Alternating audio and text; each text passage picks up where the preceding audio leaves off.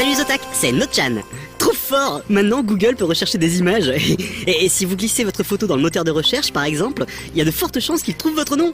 Google peut même vous faire une sélection d'images similaires, ça permet de savoir un peu à quelle star vous ressemblez quoi. Alors moi j'ai essayé avec ma photo et pas de bol, d'après Google je ressemble à une pipe en bois. Nom de merde. Phoenix Wright adapté sur grand écran par nul autre que Miike Takahashi. Aussi improbable que ça puisse sembler, Capcom a bel et bien officialisé qu'un film était en cours de développement avec le réalisateur d'Audition et Cross Zero à la barre. Excusez le jeu de mots. C'est Nanemiya Hiroki, jeune premier vu notamment dans l'adaptation cinématographique de Nana ou encore dans Sakulan, qui endossera le costard bleu du plus stressé des avocats de la défense. Je sais pas vous, mais moi, ne serait-ce que par curiosité, j'ai hâte de voir ce que ça va donner. Le film sortira au Japon au printemps prochain. Et grande nouvelle pour les geeks et fans de SF du monde entier, Neuromancien, le roman culte de William Gibson et pierre angulaire du mouvement cyberpunk, va enfin avoir droit à son adaptation au cinéma. Ce projet était dans le development hell hollywoodien depuis si longtemps qu'on avait fini par ne plus y croire. Pour ceux qui ne connaissent pas, William Gibson est quand même le gars qui a popularisé des concepts tels que la matrice ou le cyberespace.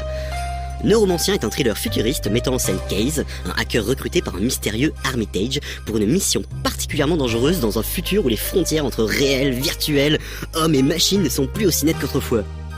C'est à Vincenzo Natali, réalisateur de Cube et plus récemment de Splice, que revient la lourde tâche de restituer l'univers de Gibson au cinéma. On lui souhaite donc davantage de chance qu'à la précédente tentative, à savoir Johnny Mnemonic.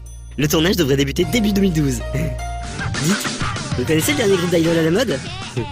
Il s'agit des Tangle Six, un groupe d'idoles hip-hop pur et innocent qui font surtout des concerts à Tokyo produits par Neutral et sponsorisés par Tenga. Allez, bande de fripons. Ne me dites pas que vous connaissez pas Tenga.